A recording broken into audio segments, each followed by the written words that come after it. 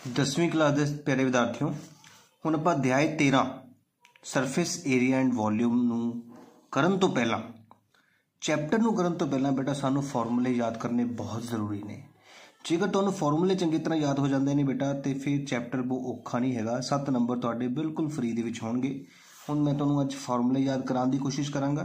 तुसीं इह वीडियो नूं चंगी तरह पूरी वीडियो नूं सुनना है, फॉर्मूले याद करने की कोशिश करनी है तो किस तरह मैं तुहानूं याद करा रहा ये भी देखना है तो कॉपी ते बार बार लिखण की प्रैक्टिस भी करनी है।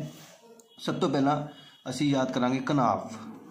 कनाव जिसनूं आपां की कहने आ क्यूबॉइड। क्यूबॉइड मीनस कनाव जिस कमरे दे विच तुसीं रहंदे हो जां तुहाडा क्लासरूम है इस तरह का हुंदा। देखो कनाव के आकार का जिस दे विच एक लंबाई हुंदी है। देखो आ लंबाई है, ये चौड़ाई है तो ये ऊंचाई है। ठीक है, सब तो पहला तुसीं कनाव का याद की करना है फॉर्मूला याद रखो। कुल सतह का क्षेत्रफल याद करना। सब तो पहला की याद करोगे कुल सतह का क्षेत्रफल। वो की हुंदा बेटा, देखो तुहाडे कोल एक एल हुंदी है लंबाई, बी चौड़ाई, एच ऊंचाई, लेंथ ब्रैथ ते हाइट। तुसीं याद की करना है 2, देखो 2 लगाता, एल बी फिर जमा 2 बी एच फिर जमा 2 एच एल। कितना ही सौखा है बेटा।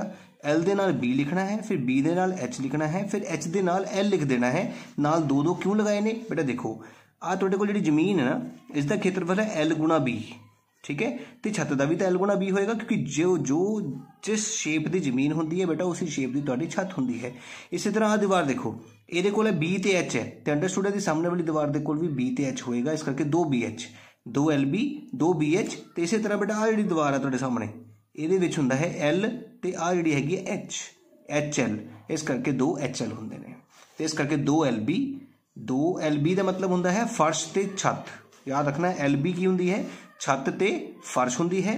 बी एच एक पासे दी दीवारां, एच एल दूजे पासे दी दीवारां। तो इस तरह साडे कोल छत ते जमीन 2 दीवारां ते 2 दीवारां पूरा कमरा तैयार हो गया। तो कुल सतह का क्षेत्रफल तुहानूं मैनूं लगदा हुण याद हो चुका होएगा 2 एल बी जमा 2 बी एच जमा 2 एच एल। हुण आपां गल करदे हां वक्र सतह का क्षेत्रफल। बेटा वक्र सतह का क्षेत्रफल का एक नाम होर भी है बेटा 4 दीवारां का क्षेत्रफल जां पासवीं सतह का क्षेत्रफल। English which curved surface area, area of 4 walls या लेटरल सरफेस एरिया। एक्चुअली वक्र सतह का क्षेत्रफल का मतलब है कि असी एक कमरे के विचकार खड़े हाँ, बिल्कुल सीधा देखते हुए घूम जाइए पूरा तो घूमन तो सानू की दिखणगियां 4 दीवारां ही दिखणगियां ना आपां उपर देखना ना आपां थल्ले देखना, बिल्कुल सामने देखते हुए घूम जाना है। तो इस करके इसनूं 4 दीवारां का क्षेत्रफल जां पासवीं सतह का क्षेत्रफल भी कहा जाता है। हुण तुसीं देखो तुसीं विच खड़े हो के घूम गए, तुसीं ना छत देखी ना जमीन देखी, इसदा मतलब तुसीं एल बी का कोई हिस्सा नहीं देखा। तो फर्क की पै गया। It means total surface area दे विच साडे कोल छत ते जमीन आईयां सन। हुण आपां छत ते जमीन नहीं लिखणियां, मतलब की रह गया 2 बी एच जमा 2 एच एल। ये साडा वक्र सतह का क्षेत्रफल याद हो गया। लेकिन कई किताबों के जो तुम देखोगे तो देखो इधर सांझा रकम देखो कि है आ 2 इस घर में भी बैठा है 2 इस घर में भी बैठा है, एच इधर भी है एच इधर भी है। तो किसी किताब के तुम देखोगे तो हो सकता है कि इस तरीके ना लिखा हो 2 तो एच नूं सांझे नूं बाहर कढ़ के बी जमा एल इस तरह भी लिखा हो सकता है। तुसी आ वाला फार्मूला लिखोगे तो भी सही मन्निया जाएगा, ए वाला लिखोगे तो भी सही मन्निया जाएगा। पता तुहानूं होना चाहिए। तो हुण पता लग गया तुहानूं सारिआं नूं कि कुल सतह का क्षेत्रफल ते वक्र सतह का क्षेत्रफल दे विच की फर्क है। कुल सतह के क्षेत्रफल दे विच फार्मूला है 2 L B 2 B H 2 H L. ठीक है, लेकिन वक्र सतह के क्षेत्रफल दे विच असी एल बी नहीं लेना, 2 बी एच जमा 2 एच एल लिख देना है। तीजा फार्मूला साडे कोल है खुले बक्से का क्षेत्रफल। बेटा खुला बक्सा का मतलब की होया, खुले बक्से का मतलब है छत है नहीं, है ना। जे छत नहीं है तो जमीन तो हैगी ना, इहदा मतलब हुण की होया देखो 2 एल बी दे विच मैं तुहानूं दस्सिआ सीगा छत भी हुंदी है तो जमीन भी हुंदी है। जेकर साडे कोल हुण छत नहीं है, दीवारां तो चारे पूरियां है ना, इहदा मतलब एल बी दे नाल की लग जाएगा 1। देखो एल बी दे नाल मैं कुछ नहीं लिखिया तो मतलब 1 ही है ना। 1 एल बी 2 बी एच ते 2 एच एल लग गए। कदों जदों तुहानूं ये कहा जाए कि बक्सा खुला है जां तुहानूं इधर क्वेश्चन आ जाए कि कमरे नूं सफेदी करनी है। हुण सफेदी बेटा 4 दीवारां ते हुंदी है तो छत ते हुंदी है, फर्श ते सफेदी नहीं हुंदी। गल तां इक्को ही आ गई ना कि फर्श जां जमीन दे विचों कोई एक लेना है तो फिर एल बी दे नाल 2 नहीं लाउणा, बाकी दोनों दे नाल 2 लगेगा। इस करके ध्यान रखना है। तुसीं एक फार्मूला रह गया साडे कोल, वो फार्मूला भी लिख लो बेटा आयतन का। हुण आयतन का फार्मूला किद्दां याद करना है जिसनूं असीं इंग्लिश दे विच कहने हां वॉल्यूम। वॉल्यूम तो बहुत ही सौखा है, एल गुणा बी गुणा एच। ਲੱਗੀ ਸਮਝ। ਘਨਾਭ ਦਾ ਵੋਲਿਊਮ ਕੀ ਹੁੰਦਾ ਹੈ L ਗੁਣਾ B ਗੁਣਾ H। ਤੇ ਉਮੀਦ ਕਰ ਰਿਹਾ ਕਿ ਤੁਹਾਨੂੰ ਘਨਾਭ ਦੇ ਚਾਰੇ ਫਾਰਮੂਲੇ याद हो गए होंगे। मैं फटाफट दोबारा रिपीट कर रहे हैं। कुल सतारा क्षेत्रफल 2 LB जमा 2 BH जमा 2 HL हो गया याद। वक्र सतारे में तुसी 2 LB नूं छड़ देना है, 2 BH जमा 2 HL लेने ने। दूसरा फॉर्मूला याद हो गया। तीसरा फॉर्मूला साडे कोल है खुला बक्सा। जे खुले बक्से की गल करें जां सफेदी वाले कमरे दे विच जमीन ते सफेदी नहीं करनी तो गल इस तरह याद रखनी है कि तुसी जमीन ते फर्श दे विचों एक चीज़ नूं छड्डना है तो LB दे नाल 2 नहीं लगेगा, बाकी 2 लगणगे। आयतन का फॉर्मूला L गुणा B गुणा H होता है। हुण आपां अगली शेप वाल चलते हैं। घनाभ तो बाद गल करांगे घन दी। हुण बेटा देखो घन ते घनाभ दे विच सिर्फ इन्ना की फर्क है कि घन दीयां जिहड़ियां सारियां भुजावां ने लंबाई चौड़ाई ते उचाई ये बराबर हुंदी है, घनाभ दे विच वक्री वक्री हुंदी सी, बाकी कोई फर्क नहीं है। हुण घन का फार्मूला याद करना बहुत ही सौखा है। उसका कारण की है? उसका कारण है कि ये देखो घन दे कोल भी 4 दीवारां ते जमीन ते छत है, मतलब 6 चीज़ां घन दे कोल भी आ, ठीक है ना। पर घन दे विच एक हिस्से का क्षेत्रफल हुंदा है। देखो आह वाला जिहड़ा जमीन है इसका क्षेत्रफल A गुणा A, मतलब A की घात 2। फर्श का छत का चारे दीवारां दी हर एक दीवार का A की घात 2 फार्मूला होंदा है। सौखा काम हो गया ना।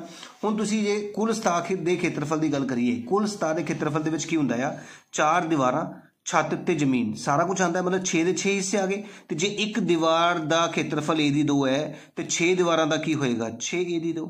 तो बहुत ही सौखा है घन का फार्मूला याद करना कि तुसीं देखो कुल सतह का क्षेत्रफल है तो 6 A की 2, दे जे 4 दीवारां का क्षेत्रफल है तो 4 A की 2, है ना। वक्र सतह का क्षेत्रफल तुहानूं मैं समझाया ना कि उहदे विच ना छत लैने ना ही आपां फर्श लैने आ, सिर्फ 4 दीवारां लई जांदियां ने। इस करके घन दे वक्र सतह का क्षेत्रफल की लिखोगे तुसीं 4 A की 2। कुल सतह दे विच जमीन भी आ गई छत भी आ गई, इस करके 6 A की 2 बन गया। लेकिन जेकर कहा जाए कि जो घन है वो उपरों खुला है, फिर गल उत्थे आ गई। जो उपरों खुला है तो असीं 4 दीवारां ते जमीन की गल करांगे तो 5 हो गई, 5 A की 2 बन गया। जो कवे कमरा घन दे आकार दा है तो उपर सफेदी करनी है, उपर करनी है, जमीन ते नहीं करनी, गल फिर एक है। तुसीं देखो किन्ने हिस्से लए, असीं 4 दीवारां ते छत ले लई तां भी 5 A की 2 आएगा। इस करके ध्यान रखना है कि तुसीं हर एक दीवार जां हर एक फर्श नूं A की घात 2 मनते हुए जिन्नियां दीवारां ते जिन्ने आपां छत जमीन लै रहे हैं उस अखर नूं लिख देना है। जिवें जे कुल सतारा क्षेत्रफल है तो असीं 4 दीवारां जमीन ते छत 6 के 6 हिस्से लै रहे हैं, 6 A की 2। जे वक्र सतह की गल कर रहे हैं तो वक्र सतह दे विच असीं सिर्फ 4 दीवारां लैने आ, इस करके 4 A की 2। तो जे वो खुले की गल कर रहा है तो एक छत छड़ दी तां भी 5 A की 2, जमीन छड्डोगे तां भी 5 A की 2। तो हुण रह गया लास्ट आयतन। आयतन तो है ही बहुत सौखा याद करना, जिसनों असीं इंग्लिश दे विच वॉल्यूम कहने आ, A गुणा A गुणा A। जिद्दां कि घनाभ दे विच लंबाई गुणा चौड़ाई गुणा उचाई हुंदा है, इहदे विच A गुणा A गुणा A जां A की घात 3 भी कहा जा सकता है। इस तरह साडे घन दे जिहड़े फार्मूले भी तुहानूं याद हो चुके ने। हुण आपां अगली शेप वल चलदे हैं बेटा, जो कि साडे कोल है बेलन। आ देखो बेटा ये बेलन सिलेंडर जिसनों असीं कहने आ, सिलेंडर मैं देखो डायग्राम भी तुहानूं बना के दिखा दिता है। सब तो पहला हुण बेलन दी विच गल उत्थे ही है वक्र सतह का क्षेत्रफल, कुल सतह का क्षेत्रफल, तो जे बेलन खुला है आप वही फार्मूला याद कर रहे हैं। सब तो पहला वक्र सतह का क्षेत्रफल जिहड़ा जिसनों असीं पासवी सतह का क्षेत्रफल कहा जाता है, इहदे विच दीवारां नहीं होंदियां, इस करके इसनूं 4 दीवारी नहीं कहा जाता। सिर्फ 2 ही नाम ने, कर्व्ड सरफेस एरिया या लेटरल सरफेस एरिया। तो इस सब तो पहला तुसीं बेलन का वक्र सतह का क्षेत्रफल याद करना है बेटा सारिਆਂ ने 2πRh। बोलो बार बार दोबारा अपने मन दे विच कि बेलन का वक्र सतह का क्षेत्रफल की हुंदा है 2πRh। 2 बार रिपीट करो 2πRh की है बेलन का वक्र सतह का क्षेत्रफल हुंदा है। लगी गल समझ। हुण कुल सतह मैं तुहानूं दस्सिया बेटा कि कुल सतह के क्षेत्रफल दे विच की हुंदा है छत भी लैनी हुंदी है ते जमीन भी लैनी हुंदी है। हुण बेलन दे विच छत भी जिहड़ा ढक्कन लगेगा बेलन नूं बंद करन लई वो भी चक्राकार लगेगा, तो हेठां बंद करन लई भी जिहड़ा ढक्कन लगावांगे वो भी तो चक्राकार ही लगेगा ना। तो एक ढक्कन का क्षेत्रफल की हुंदा है बेटा, चक्कर का क्षेत्रफल की हुंदा है πr/2। सारिਆਂ नूं पता है, छोटी क्लासेस चो करके आए हैं कि एक गोल चक्कर का क्षेत्रफल हुंदा है πr/2। तो जे उपर ढक्कन लगाना है तां भी क्षेत्रफल πr/2, तो जे थल्ले ढक्कन लगाना है तां भी क्षेत्रफल πr/2। इहदा मतलब हुण कुल सतह का क्षेत्रफल की होया 2πRh तो लैना ही लेना है, प्लस πr/2 जमा एक होर πr/2। किन्ने πr/2 हो गए 2πr/2। इस करके 2πRh दे नाल होर 2 ढक्कन जुड़ गए 2πr/2। तो ये साडा बन गया कुल सतह का खेत्रफल। लेकिन जे किसी किताब दे विच देखांगे तो हो सकता है वो इस तरीके नाल लिखा ना होवे, इस तरह लिखा होवे किवें 2 इधर भी है 2 इधर भी है, पाई इस पासे भी है पाई इस पासे भी है, एक आर इत्थे भी है एक आर इत्थे भी है, तो 2 पाई आर असीं साझा बाहर कढ लिया। जो 2 पाई आर नूं बाहर कढिया तो की बच गया, इस घर विच एच बच गया, इस घर विच एक आर बच गया, इस करके 2 पाई आर ब्रैकेट दे विच आर जमा एच लिखा गया। तो तुसीं आह वाला फॉर्मूला भी लिख दोगे तां भी सही मन्निया जाएगा, इस फॉर्मूले लिखोगे तां भी सही मन्निया जाएगा। तो इस तरह साडा कुल सतह का खेत्रफल तुहानूं याद हो चुका होगा। लेकिन जे मैं कहां बेलन उपरों खुला है, हुण जे बेलन उपरों खुला है तो ढक्कन एक नहीं लगा, सिर्फ हेठला ढक्कन लगा, इसदा मतलब हुण फार्मूला की बनेगा 2 पाई आर एच विच असीं जोड़ांगे सिर्फ 1 पाई आर दी 2 नूं। समझ गए मेरी गल नूं? जे ढक्कन दोने यूज करने ने तो 2 पाई आर दी 2 जोड़ दियो, तो जे ढक्कन एक जोड़ना है तो फिर 1 पाई आर दी 2 जोड़ेगा। बहुत ही सौखा तरीका है बेटा खुले बेलन का भी खेत्रफल पता करना। हुण साडे कोल रह गया बेटा जी आयतन। हुण आयतन का फार्मूला भी तुसीं देख लो सारे फटाफट। हुण आयतन जिसनूं असीं कहने हां वॉल्यूम, उसका फार्मूला की हुंदा है पाई आर दी घात 2 ते एच। बहुत ही सौखा है। जिदा तुसीं 2 पाई आर एच याद किया सी ना वक्र सतह का खेत्रफल, इस 2 नूं हटा के आर दे उपर लगा देना, बन गया फार्मूला पाई आर दी 2 एच। तो आयतन हुंदा है बेलन का पाई आर दी 2 एच। मैं तुहानूं एक बार फिर दोबारा याद कराने की कोशिश करूंगा कि बेलन का सब तो पहला तुसीं की याद करना है वक्र सतह का खेत्रफल जो कि है 2 पाई आर एच। उस तो बाद कुल सतह दे विच ढक्कन देखने ने बेटा। जे तुसीं दोने ढक्कन बंद करने ने, मतलब जिसनों कहने कुल सतह का खेत्रफल, उहदे विच 2 ढक्कन का मतलब है 2 पाई आर दी 2 नूं जोड़ना इहदे विच। ते जे खुले की गल करिए तो 1 ढक्कन जोड़ना तो फिर 1 पाई आर दी 2, 2 पाई आर एच तो लिखना ही लिखना है जमा पाई आर दी 2।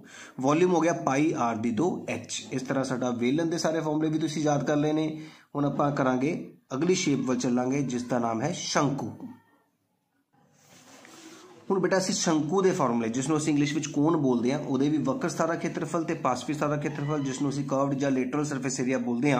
हुण कोण तुहाडे सामने है बेटा, कोण का भी वक्र सतह का खेत्रफल तुहानूं याद करना पैना है बेटा, जिसका फार्मूला हुंदा है पाई आर एल। थोड़ी जी मेहनत करनी पेगी, तुहानूं बार बार लिख के देखना पएगा। जेकर तुहानूं फार्मूले याद हो गए ना बेटा फिर ये चैप्टर बहुत सौखा है।